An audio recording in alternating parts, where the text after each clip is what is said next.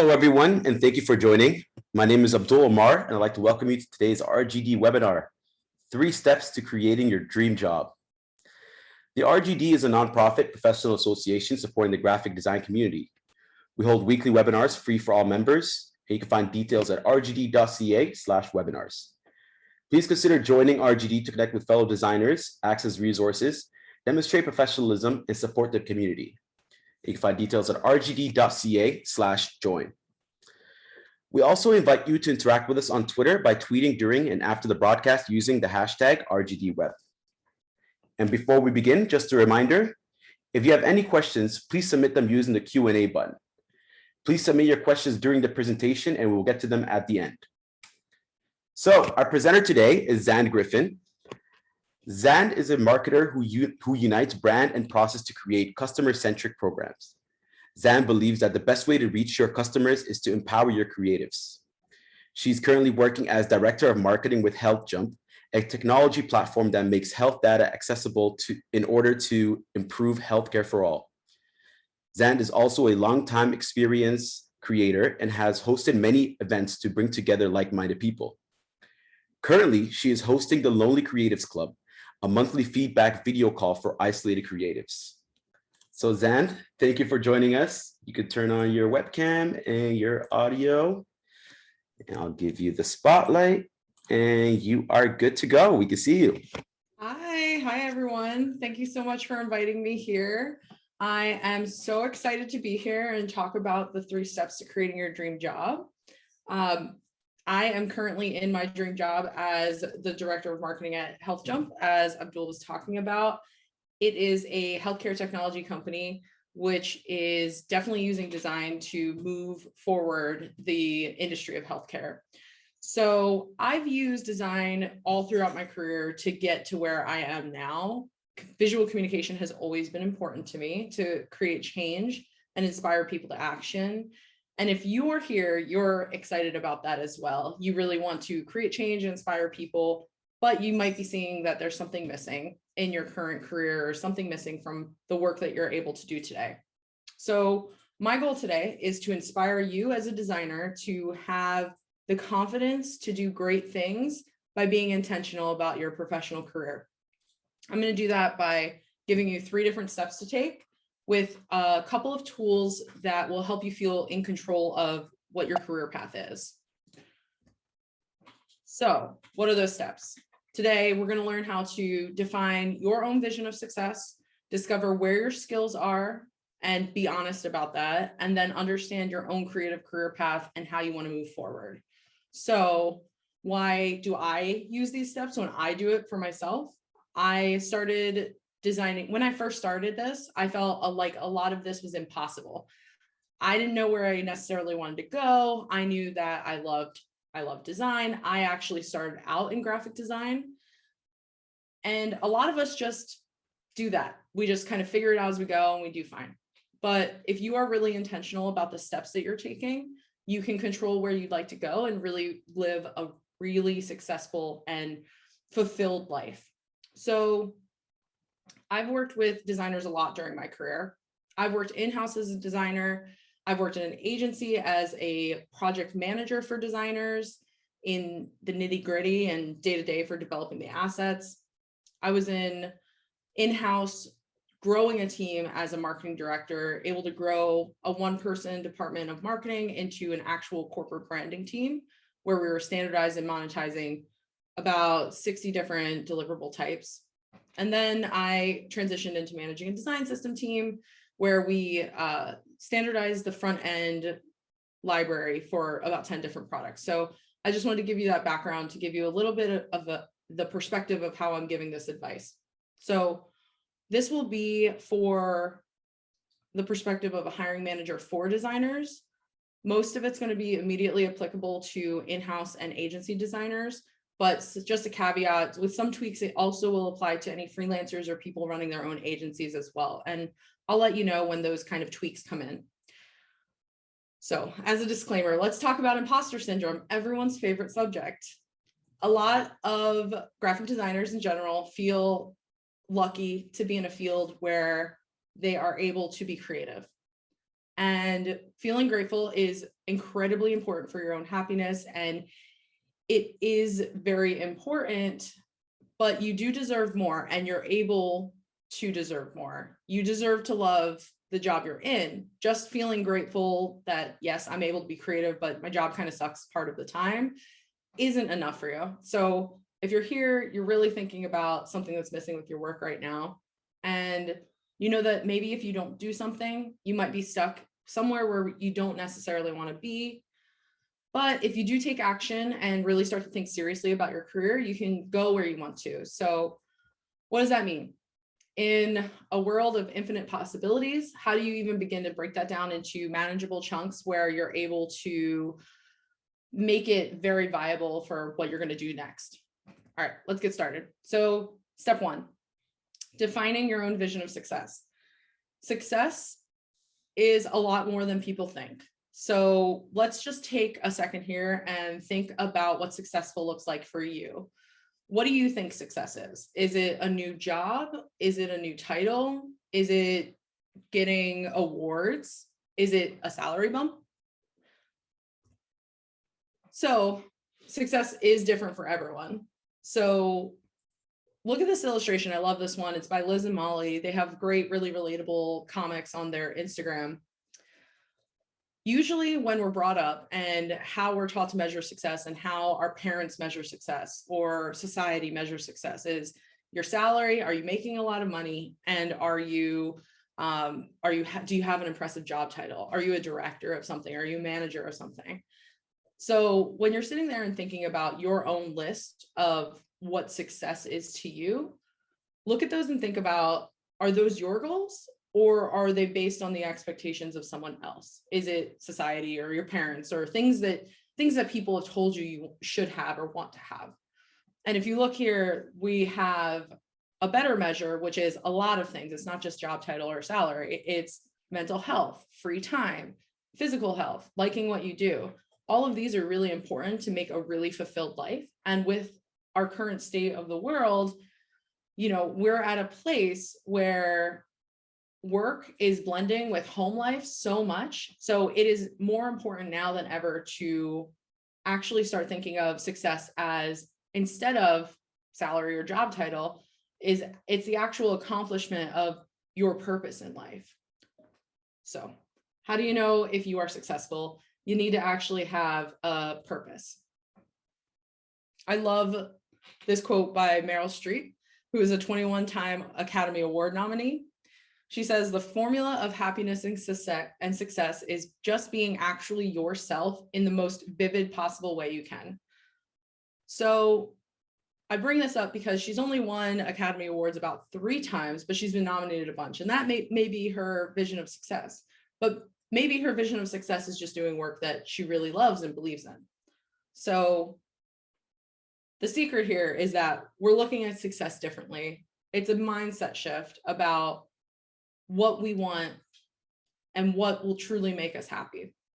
And to be honest, this is probably the hardest part of the entire journey, which is sitting down and defining that success for ourselves and saying, it's more to us than salary or title or awards, or maybe it's something else. So how do we start to define that, and what gives us our purpose in life? So this sounds overwhelming, and it is. There's a lot, but let's chunk it down. Let's make it more manageable. So think about, what are the things that might make you happy? What doesn't make you happy? Those don't have to be work related. You can even jot those down on a piece of paper. And then I have some exercises we can do to really define what your purpose is. So this exercise is called Ideal Day.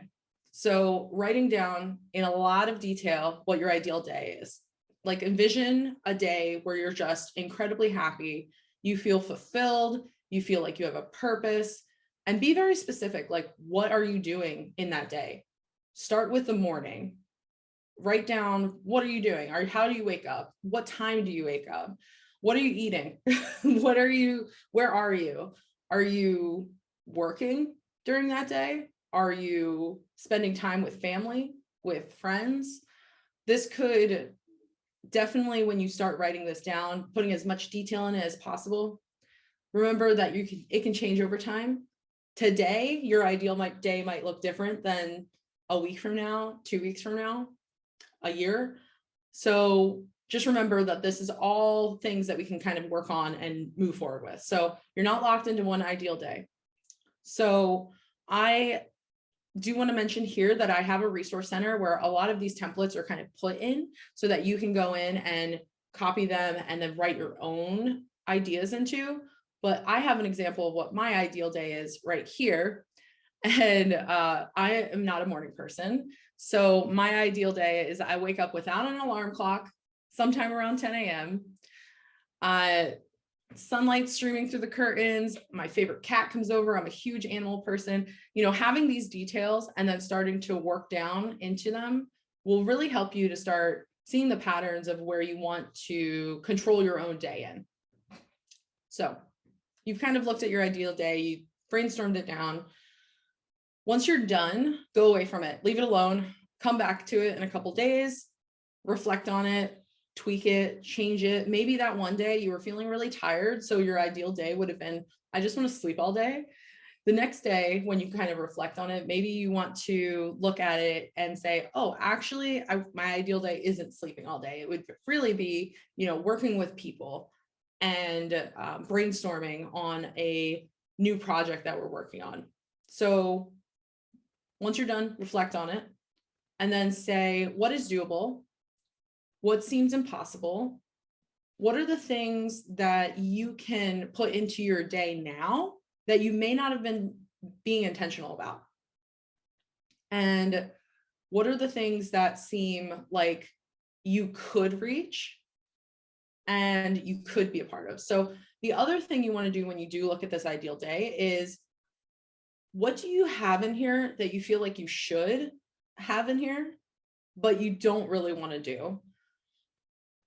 That is a really key indicator of something that you should kind of remove from your life or figure out how to put together in a better way. So you're going to come back to this. Another exercise that we have is called What I Want.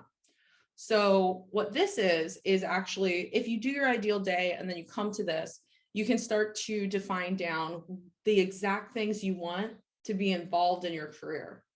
So this is a little template I have that has about 10 different categories that we're starting to understand what success looks like, what makes us happy, how we can be most vividly ourselves. Build this document to be the guide for what you want in your career side of life.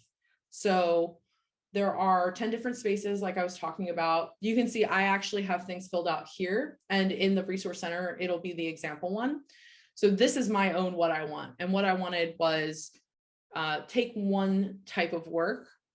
You can see that I was looking for interesting visuals to create, complex problems to solve, and to be data driven. Because one of the things that I identified in my ideal day was a lot of problem solving. Like I really wanted to be able to look at things and look at them from different perspectives and be able to solve it and say, oh, here's how I can help people by looking at this problem and kind of figuring out what the difference of it was. So let's take type of work, like we said. You're already committed to visual communication being your focus, right? So what part of visual communication excites you? Is it animation? Is it illustration? Is it building the actual creative brief? Do you like package design? Maybe your dream is even to work for yourself, open a freelance business. Maybe you want a full-blown agency one day where you employ other designers. You can use this worksheet for that as well.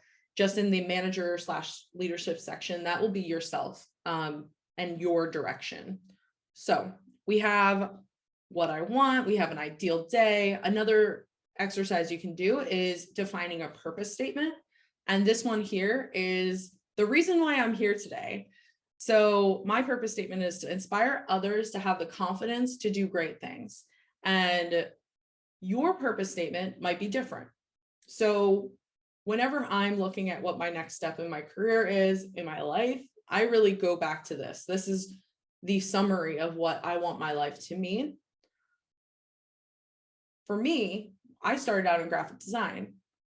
I understood very quickly that I wanted to be able to inspire others to do great things. And so that's where I knew that leading a team was where I wanted my career path to be.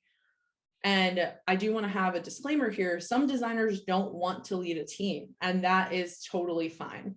You can be an individual contributor that is highly valued and compensated for that.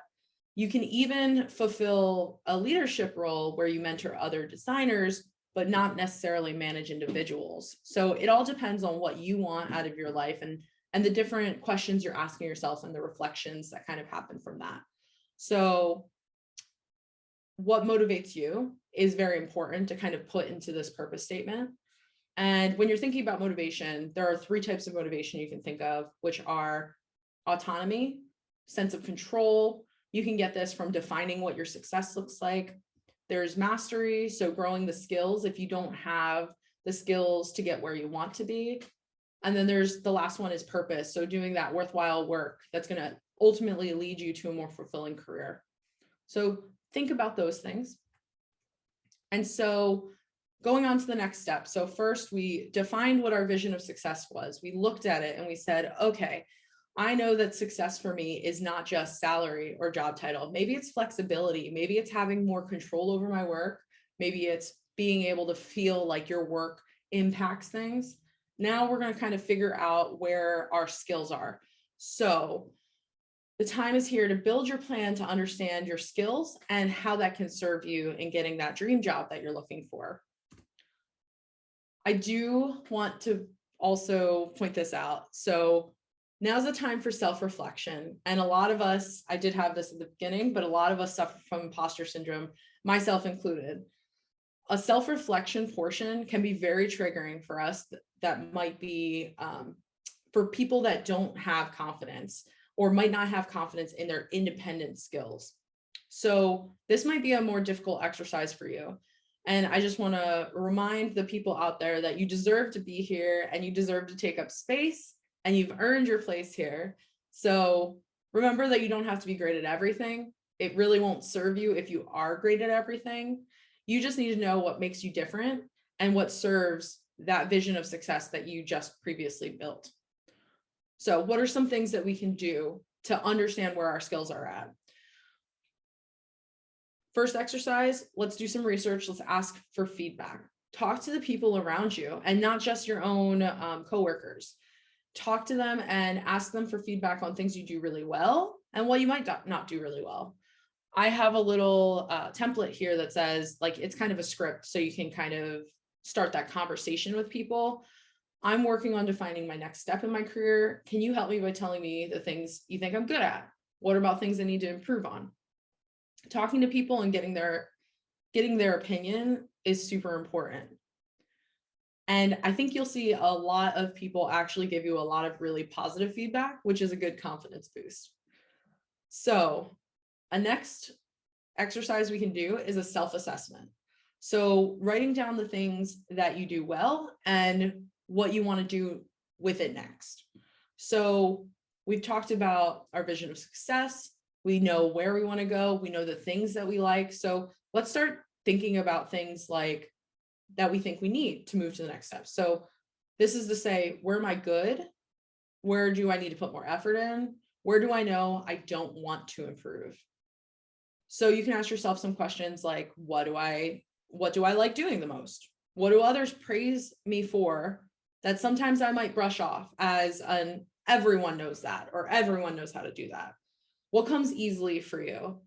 What do you spend a lot of time doing that you might be bad at, that you don't necessarily love doing? So the example here in the what I do well spreadsheet is, for me, I knew I was highly organized. I loved making creative briefs. I loved talking with people about the goals that they were trying to solve and how a visual could actually support that and how a piece could come together to help another person in what they were trying to achieve. Executing for me, or actually doing the creative work, putting together the InDesign file for the report that we made, held much less appeal for me particularly. I wasn't necessarily good at it, and it took me a lot of time, and I didn't love it. So I could have chosen to double down on the creative work itself, but I knew that that didn't light up my brain. That didn't give me the jazz. It didn't jazz me when I was waking up in the morning. So I knew that I wanted to work with creatives because I believed in the power of visual. So I chose for my path to lead creatives now. And when you are filling out the spreadsheet, there is, what's the skill that you're looking at? For me, it was leading others. What's your next step with it? What do you want to do with it? Do you need to improve anything on it right now? For me, problem solving, I didn't really need to do much else with that right now. I felt very secure in my problem solving skills.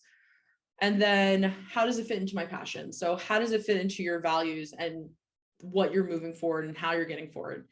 So for me, I like to make things better for people. I like to inspire people to do awesome things. So those are some of the skills in there that you can see. So step 3, we're at the fun part, understanding your own creative career path. Now, you know what you want and you know what you're good at and what you need to improve. So how do we move forward? Like I said, not every designer has to be a manager or a manager of designers to progress. And design can be applied in many ways. So there's a huge, huge pathway for you to go here. One thing that I would recommend that you do is do this exercise. It's called comparing. So in this one, we're going to use the what I want document. So when you filled out those 10 different categories of very specific details of the things that you're looking for, let's compare that to where you are right now and where you want to be. So looking at this document that you have that has the type of leadership you want to work with, the culture you want to work in, the causes, the types of work, and look at your job description and see the things that you've identified and see if the type of work matches up.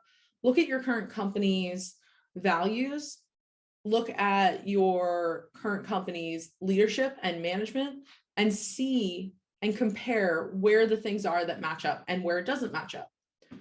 If you look to your current position and see if there are spaces for you to do the things that you've identified that are important to you. If you know that your current position isn't where you want to be, and you know that there's a big gap between what you want and what you currently can do in your job, it might be time to start the job hunt. And I have some tips on that we'll talk a little bit about. Another thing that you can do is go on LinkedIn and look at job positions and descriptions that are out there, and then companies that excite you. What you're going to want to do is look at the patterns that are in there that you can then build alerts and searches on LinkedIn to start to use the language to get what you want and to get where you want to go. So you're going to want to tailor your kind of searches to what you think you're good at. The other part of this is some of us, a promotion is the next step. Maybe we want to have more responsibility. Maybe we want to be more senior and take a more of a lead role. If you want that promotion, then you're going to do a lot of research. So again, here's another place where talking to people, talking to potentially a more senior designer in your industry can definitely help you understand the way they got there and the way that they've talked and built their career. You can do that through creative spaces like RGD or through joining different clubs if you don't have someone inside of your company. The other thing you can do when you're, thinking about maybe I want a promotion and doing your research, you can actually look through multiple sites to understand what that job title entails as far as responsibilities and salary. The other thing that you're going to want to do after you've talked to a senior designer in your industry that might have the role that you're looking for, you've talked and you've looked through different sites to compare what salaries those are making. Maybe you want to talk to a creative recruiter to validate that information that you've gotten. Say, I'm looking to move up to this title and make this this salary. Is that right? And again, salary and title aren't the entire vision of your success. For a lot of us, it's part of it. So this is why I put this kind of portion in here. So reach out to a creative recruiter, validate the information on the research that you've gotten, and just really compare and see where the gaps are. So I know that when I first started out in my career, I would never have had an open conversation with my manager about my career path because I didn't want to be seen as not a team player or seem like maybe others felt more deserving than I was of getting the extra attention and understanding about where my career path is going. And I quickly realized in my own career that if I don't speak up about it and I am not the person that advocates for myself, then you're not going to be able to get where you want. So have a conversation with your manager around your career. Talk about the work that you've been doing with, your what I want, your comparison spreadsheet, and understanding the different patterns that are in the industry and understanding where you want to see your future going. You have to speak up to get what you want. So the more you can put into researching that and knowing where you want to go before you talk to your manager, the more their manager will be able to support you. Your manager is definitely swamped. Most of them, they definitely want the best for you, but maybe they haven't given it much thought. They're really solving on a lot of other things. So if you can say, here's where I am right now currently, and here's where I want to go, how can you help me get there? It's way more actionable than, hey, when am I getting promoted? Or, when am I going to get a title or a salary raise? So at this point, maybe you want to build where you are. If you looked at all of your comparisons and seen that, yes, I am mostly fulfilling what I want to do with my career, with my life, and there's only a little bit of a gap, maybe you work at a company that has the flexibility for you to identify a place where you believe you can impact change and you can also fulfill your own purpose. You can definitely talk to your manager about that as well. That it might feel risky to you because you're kind of going outside of what was your job description is. But if you do that kind of work, it can actually catapult you to where you want to be. So what if your manager sucks? One of the things I would ask you is, what did this manager do that makes you think that? A lot of the time, even the best managers are incredibly busy and have a lot of competing priorities. Maybe they have multiple people that they need to manage. Do your own research to figure out what makes it easy for them to promote you or put you further along in your career path, or put you into the spaces where you want to do more interesting work. So maybe your manager just has a perception of you that isn't correct, right? Maybe that's why you think your manager sucks. So let's think about why your manager might not see things the same way that you do. Are you doing a good enough job at making sure they see the scope of work that you're doing? Are you having honest and open conversations with them and asking them lots of questions? One of the things that I do to make sure that people know the kind of scope of work that I'm doing and really like looking at the big picture is putting together a document each week that kind of details down the work you've done. That's just one example of those. But also, if your manager truly sucks and doesn't have your back, refer back to your wants. What do you want out of a manager and out of leadership at a company? It might be time to search for another position. And if it is that time, I have some helpful tips for that. So job hunting is the worst. It just is. It's a time when you are going to be spending a lot of time in the corporate lingo world, and you're just going to need to take a deep breath and set time every day to do it. One of the things I like to do when I am searching for a new position or my next step in my career, then I temptation bundle it with something I like. And what temptation bundling is when you take something you don't necessarily want to do and pair it with something that you really, really want to do. So say you set 30 minutes a day to look at positions and look at jobs, or maybe work on your ideal day or your wants. Maybe you can pair that with, for me, I love watching trashy reality shows. So maybe I'll pair that with, okay, I'll get to watch an episode of one of my favorite dating shows after this. So also remember, when you are job hunting, if you are identifying that this is not the place I need to be somewhere else to really fulfill my purpose. You're not running away from something, you're running towards the next step in your career. So remember, quality, not quantity. You're going to want to be able to filter down to really what you need and what you want.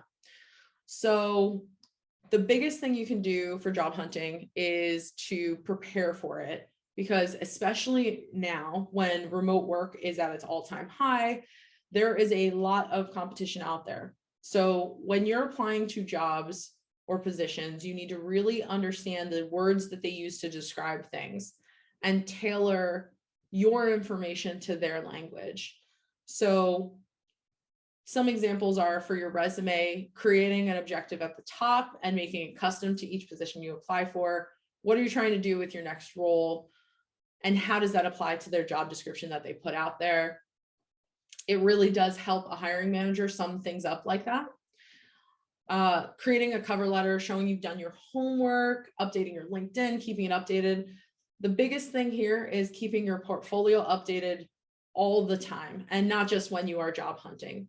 You really do want to make sure that you have control over your presence. You have no idea who among your connections is looking at your work. So if someone's thinking about you for an upcoming position, maybe the position isn't open, they haven't reached out to you yet, they look at your work online and they say, and it's all from school, it's all school projects, but you've been out in the world for 2 years and you've never updated your portfolio, they won't know the scope of what you're able to do.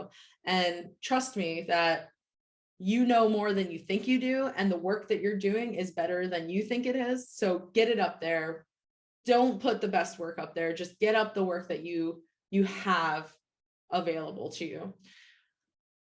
Lastly, I'm going to say stay organized if you are reaching out to places, and understand how that relates back to your purpose. So use some sort of system. I have this one here where it's just a little Word doc where you type in the different steps that you've had. Have you customized your resume to it? Have you applied to it yet? What are some notes about it? Like, what made you excited about this position to begin with?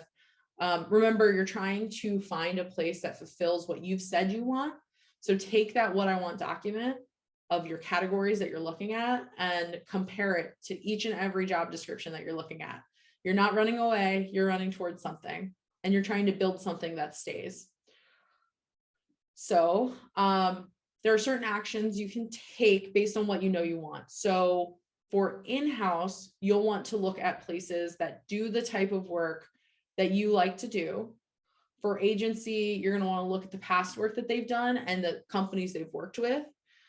For freelance, this is where it kind of differentiates here. You have to be the business and the employee. So you have to be the manager and the employee. So you'll have to invest more time in understanding the business side of things.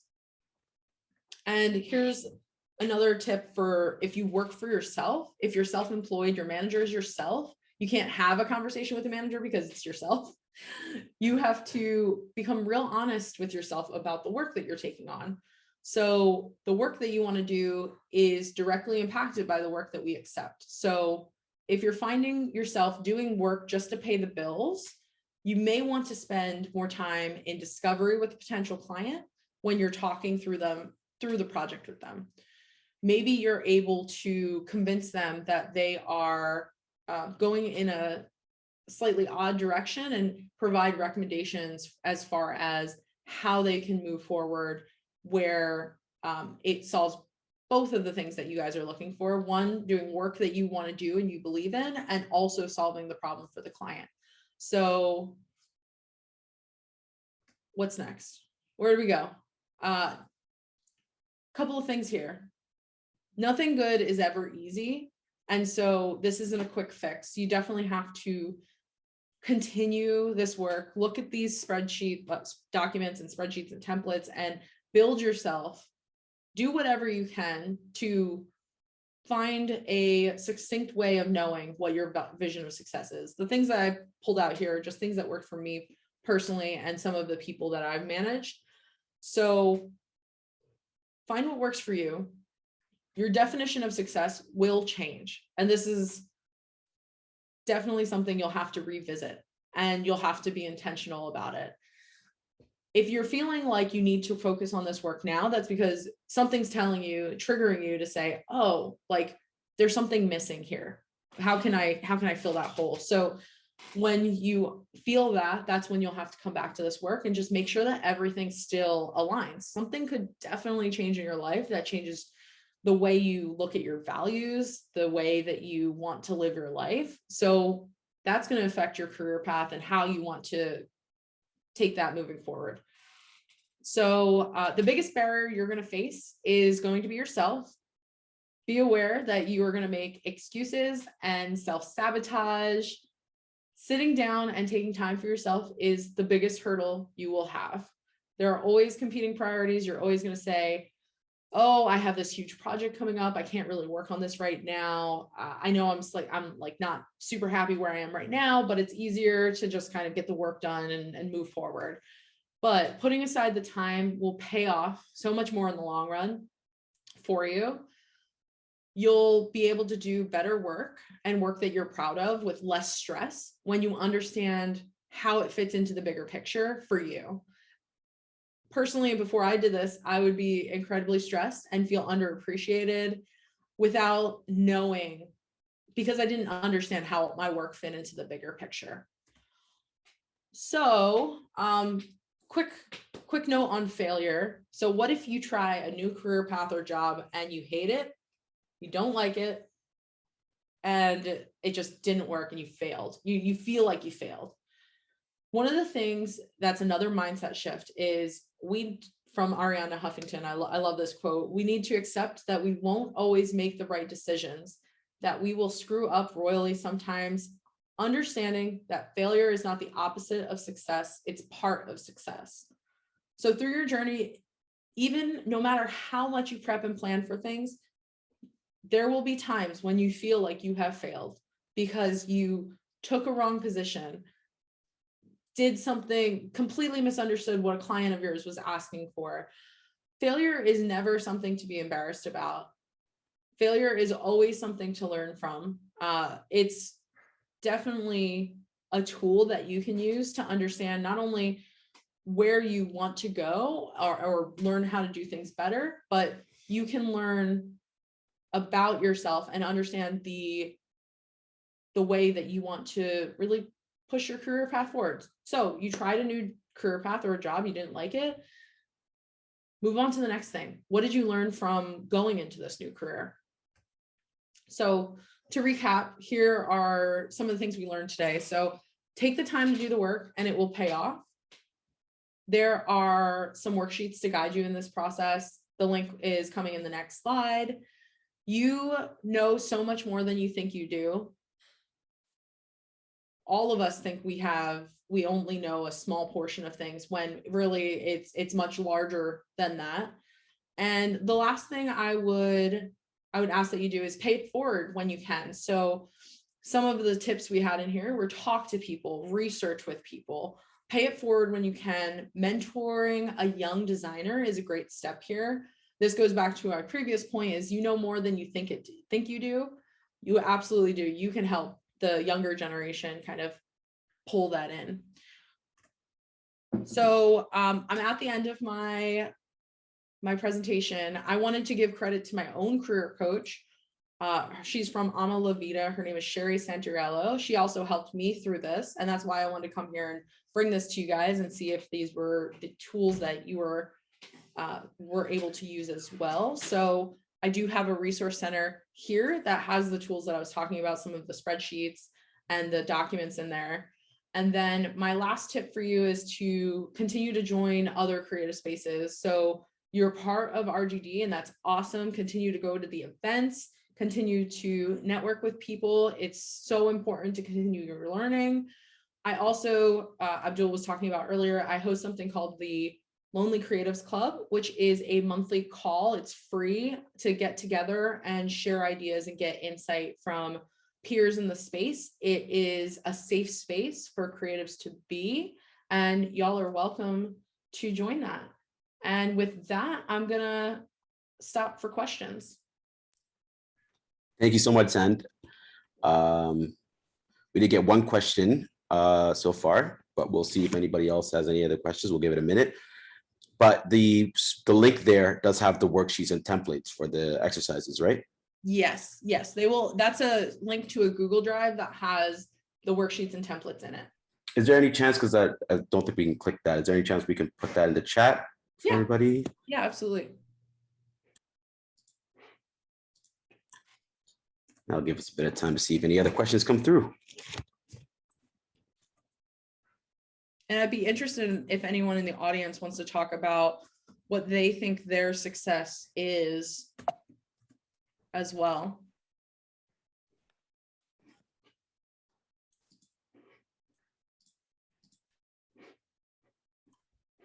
Perfect. All right, I see the link there. Oh, that only goes to the hosts and panelists. So I'll just put that in for everyone. Oh, thank you so much.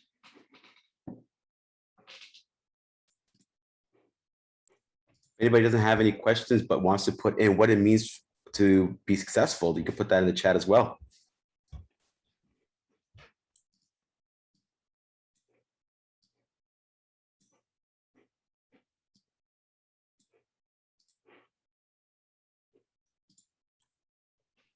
I think you touched on this, Sam, but what does being successful mean to you? So specifically for me, it is inspiring others to do great work. And what I mean by that, and in my reflections, it's really about providing people with the confidence and the agency to do those things. So a lot of the designers that I've previously worked with have felt that they are not good enough, or that they can't do some of the things that I knew that they could do. And so for me, it's about making sure that people realistically understand where they're at, and being able to be a part of like the really cool work that comes out of that.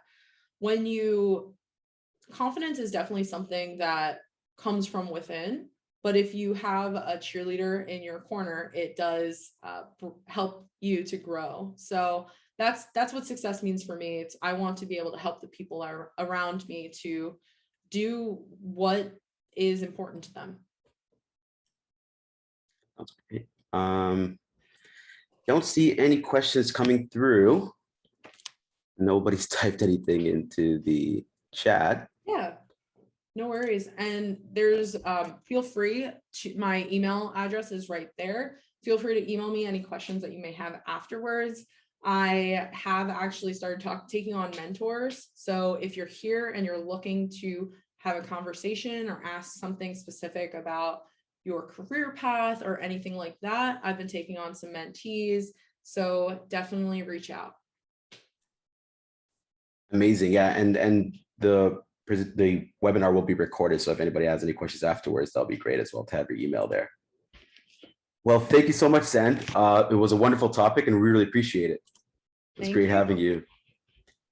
And before we sign off, a quick reminder that the RGD organizes free weekly virtual events for our members. You can visit rgd.ca/webinars for a full list of upcoming events. And that concludes today's webinar. Again, thank you so much, Zand, and thank you everyone for joining. Bye. Thank you so much.